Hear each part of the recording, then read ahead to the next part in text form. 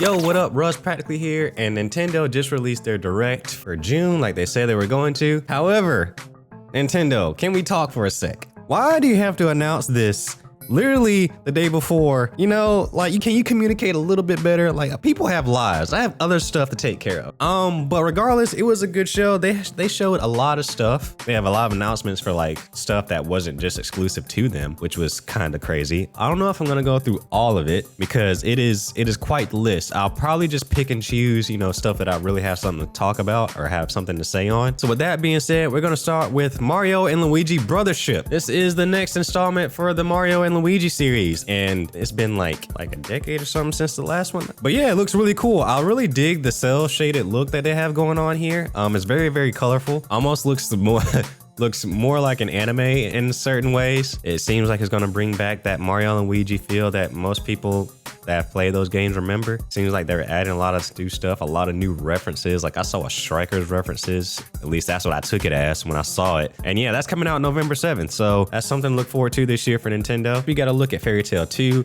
I didn't even know there was a Fairy Tail 1, to be honest. This is an anime action RPG, actually. It's not like an anime fighter like they typically do, based off the Fairy Tail series. Honestly, this look pretty basic. It's coming out this winter.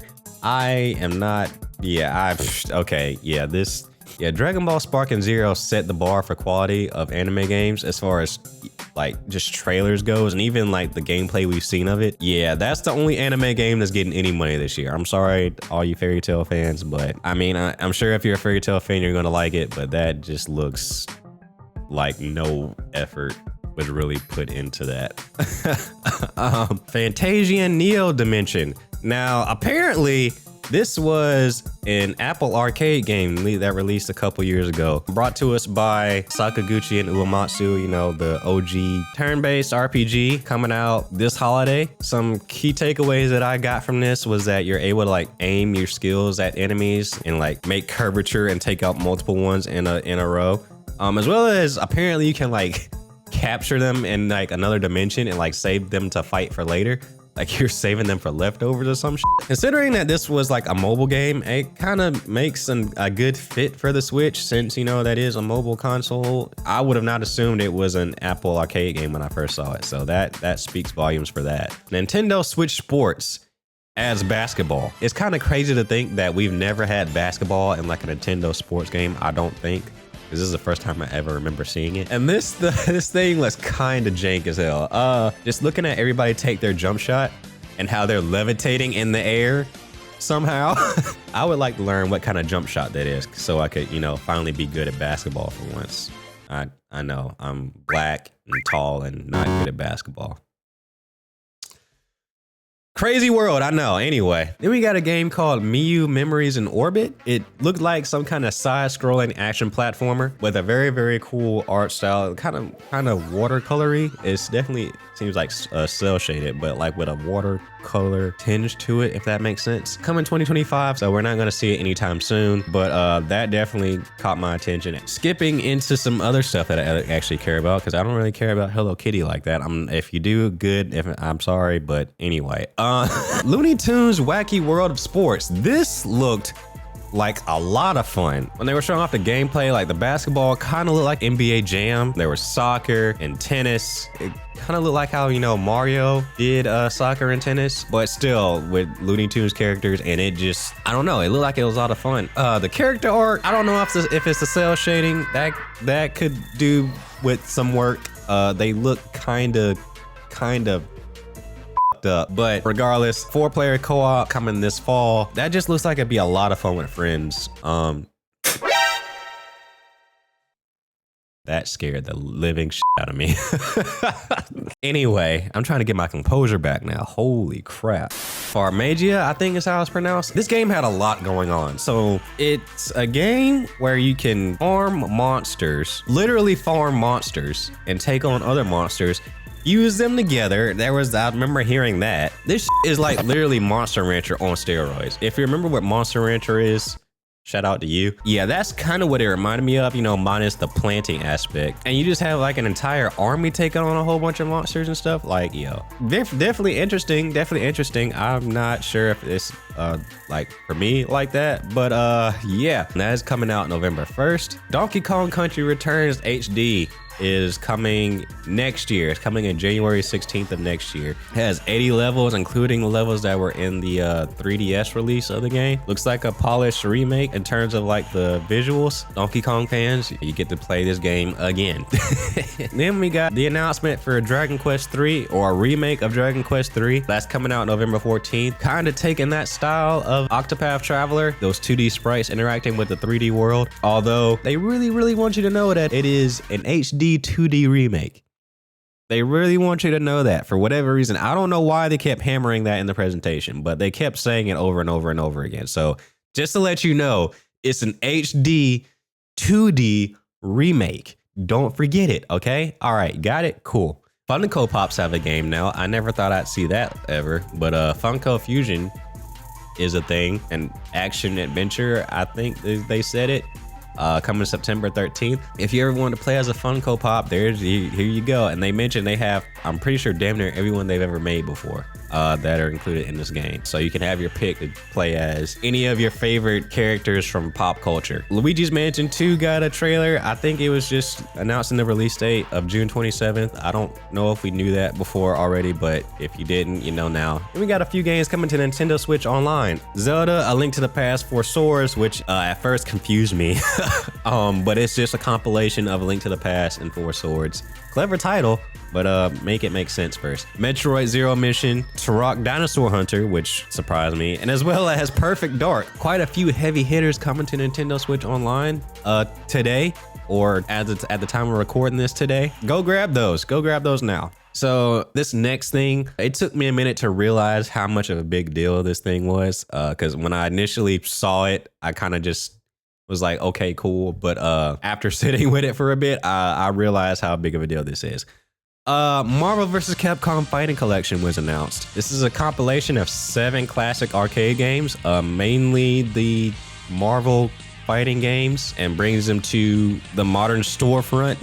It includes X-Men Children of the Atom, Marvel Superheroes, X-Men vs. Street Fighter, Marvel Superheroes vs. Street Fighter, Marvel vs. Capcom, Marvel vs. Capcom 2, and the Punisher arcade game. All with new features, online features, training mode features, art galleries, musical jukebox, rollback netcode, which is very important for all the fighting game fans. You know how important that is. And this is significant in the fact that you couldn't buy this anymore. It was taken off storefronts for years, but now it's back and you're able to get it. And they're not stuck to like third-party, quote-unquote, alleged ways of playing them. That's a pretty big thing for game preservation, especially being able to still purchase these things and pass them down to future generations and whatnot. This was nice. This was really nice. I'm glad that this finally happened. Like I said, it didn't hit me how important this was till after the fact, but yeah, that was a big thing that Nintendo got to do.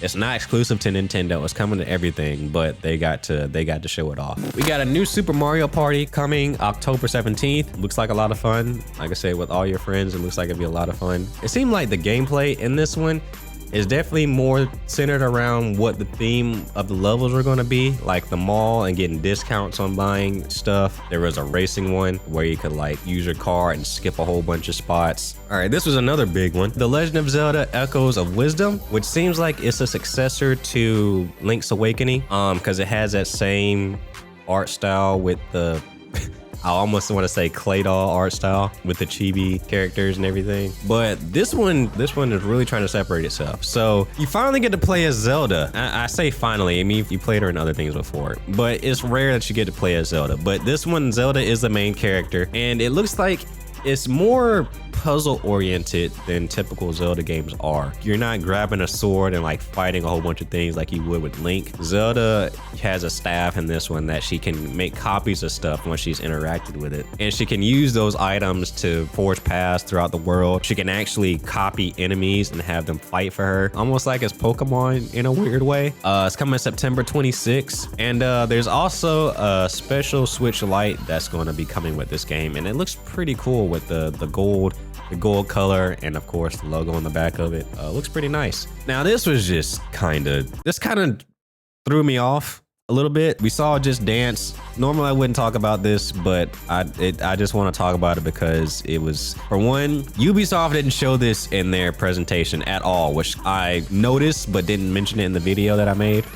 But they didn't talk about Just Dance at all. They usually have their dance number at the start of the damn show, and they didn't do it, which was, thank God they didn't do it, but still, they didn't even mention it. But they mentioned it here, which it was just a trailer for the game, but still, I don't know, that was just weird to me. It's coming October if you care about Just Dance like that, but just something I noticed and wanted to bring up. Next thing that I thought was pretty interesting was Ace Attorney Investigations Collection. Apparently these are games that were not released outside of Japan. That's the main reason why I gravitate toward it, because they weren't previously unreleased here.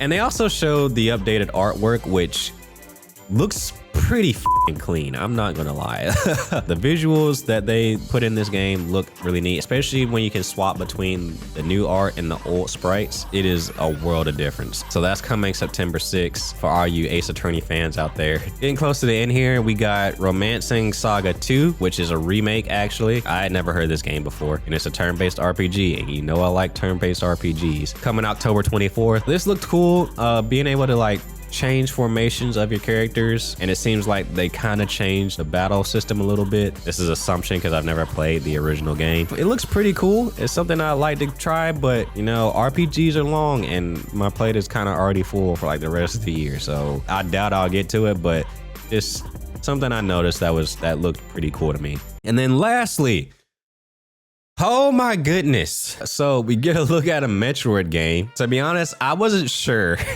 what this was.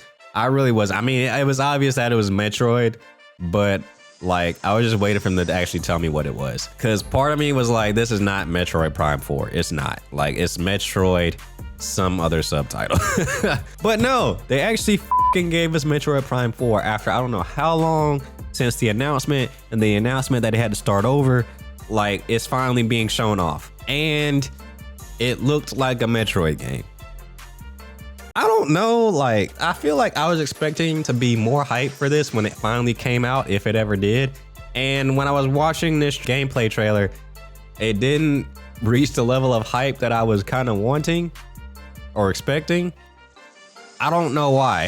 I think because most of it just kind of looked like a typical Metroid that we've seen before. But regardless of how it made me feel in the moment, Metroid Prime 4 Beyond is what it's called, coming in 2025. So they say. Now that we've seen gameplay, I'm more inclined to believe them. I'm so happy that this is finally, you know, a real tangible game now. I hope they get to show us more of what makes this one different from the rest of them. I didn't see anything that made it too different from before, apart from like the new HUD and the new enemy types, and I guess I'm assuming the new main villain that's going to be a part of this game. That's really it. So I'm hoping that they can show something that will really get me more hyped about this game than this trailer kind of led on. Still, it's alive. There seemed to be a trend for this year. A lot of games that were put on ice or in development hell have kind of resurfaced and shown their faces again, just to say, hey, you know, we're still alive. We're still making this shit. Don't forget about us. Please, we spent too much money on this game. We need you to buy it. So yeah, that was the Nintendo Direct. They had a lot of interesting things in here, I would say. Quite a few heavy hitters, but a lot of stuff on the smaller side, and quite a number of remakes as well. But yeah, it was good. It kept moving. Yeah, I don't really have too much else to say about it. I don't know if that's a bad thing or not. What did you think about this Nintendo Direct? What were you excited for in this whole plethora of games that they showed? Let me know in the comments down below. And yeah, that's gonna do it for me. So I guess I'll catch you guys in the next video. I'm Russ, practically out. Later.